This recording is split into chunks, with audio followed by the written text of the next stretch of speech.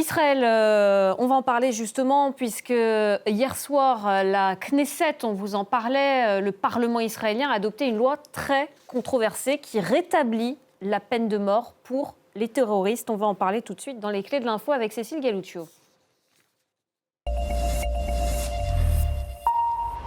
Cécile, bonsoir. C'est une victoire Claire. Incontestable, cette loi de l'extrême droite. Oui, d'ailleurs, la loi a été portée par Itamar Ben-Gvir, qui est le ministre de la Sécurité nationale. Il est ouvertement raciste et homophobe. Par le passé, il a d'ailleurs été condamné pour incitation à la haine. C'est donc logiquement qu'il a savouré la victoire. On le voit ici, donc tout sourire, le poing levé. Il l'a dit, regardez, c'est historique. Avec l'aide de Dieu, bientôt, nous les exécuterons un par un. Il parle évidemment des Palestiniens, car cette loi dispose, je cite, « Regardez, quiconque cause intentionnellement ou par indifférence la mort d'un citoyen israélien pour des motifs de racisme ou d'hostilité envers une communauté et dans le but de nuire à l'État d'Israël et à la renaissance du peuple juif dans son pays sera passible de la peine de mort. » Et le texte ne s'arrête pas là. Regardez, tout résident de Judée-Samarie qui cause intentionnellement la mort d'une personne dans le cadre d'un acte terroriste sera puni de mort.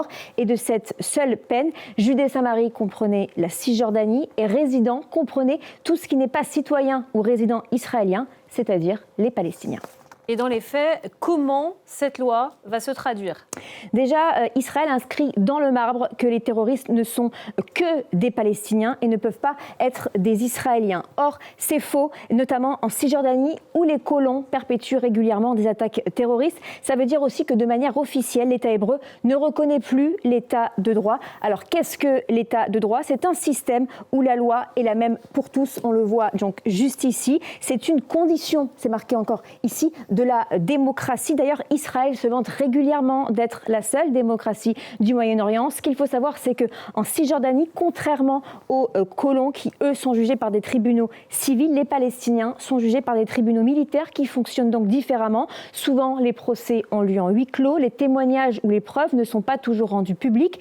La détention peut être renouvelée à l'infini et le verdict peut être annulé s'il ne correspond pas aux attentes du commandement militaire. Et avec cette nouvelle loi, Cécile, les garanties procédurales sont également fortement affaiblies. Oui, à commencer par la décision unanime des juges qui n'est plus requise. Désormais, une majorité simple suffira. Les recours sont également limités. Toute possibilité de grâce est supprimée, ce qui en fait l'une des législations les plus extrêmes au monde en matière de peine de mort. Lorsqu'un verdict est prononcé, il est irréversible et les exécutions sont rapides.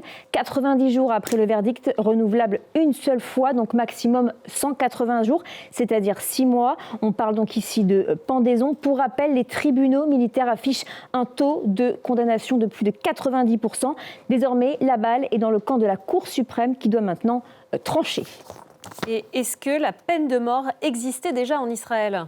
Oui, elle s'appliquait pour des infractions, regardez, sécuritaires, telles que la trahison, l'aide à l'ennemi en temps de guerre et le génocide. Mais dans la pratique, Israël ne l'a appliquée qu'à 2 reprises seulement. Regardez, en 1948, à l'encontre de Meir Tobiansky, un officier de la Haganah, qui est l'organisation paramilitaire juive, qui était, en gros, c'était la future armée israélienne. Il a été exécuté à l'issue d'un procès expéditif pour trahison, avant d'être totalement réhabilité quelques mois plus tard sur décision de David Ben-Gurion.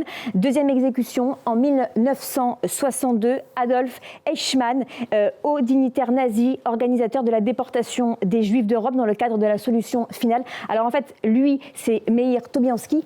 Et donc, c'est lui, le nazi Adolf Eichmann. Les défenseurs de cette loi sur la peine de mort s'appuient sur le 7 octobre pour justifier un tel acte. Je vous rappelle que cette loi avait été proposée en première lecture en février 2023, donc 8 mois avant les attaques terroristes du Hamas. Et quels sont les autres pays qui pratiquent la peine de mort ? Alors en 2024, selon Amnesty International, plus de 1500 personnes ont été exécutées dans 15 pays. Le nombre d'États qui pratiquent la peine de mort est jugé faible, mais le nombre d'exécutions, lui, est en augmentation. C'est le plus élevé depuis 10 ans et ça s'est aggravé en 2025. En Iran, au moins, regardez, 1500 personnes auraient été exécutées l'an dernier. En Arabie Saoudite, au moins 356 personnes, dont au moins 2 mineurs. Aux États-Unis, 47 exécutions ont eu lieu en 2025, soit le nombre le plus élevé depuis 16 ans. Les méthodes utilisées sont la pendaison, comme on peut le voir ici, comme ça a été le cas donc, en Israël avec l'État hébreu. Il est en vigueur en Égypte, en Iran, en Irak, au Koweït, à Singapour ou encore en Syrie. L'Arabie saoudite décapite encore les condamnés sur la place publique à l'aide d'un sabre. Parfois, ces restes sont crucifiés pour, je cite, donner l'exemple. L'injection létale est pratiquée en Chine, aux États-Unis et au Vietnam. Il y a aussi l'hypoxie qui est utilisée aux États-Unis, qui consiste à sceller un masque sur le visage du condamné pour le priver d'oxygène. Aussi l'électrocution et la lapidation principalement pratiquées en Iran et au Soudan. Également les exécutions par balle qui, elles, sont pratiquées en Afghanistan, en Chine, en Corée du Nord, à Oman, en Somalie ou encore au Yémen. Merci beaucoup Cécile Galluccio, c'était les clés de l'info.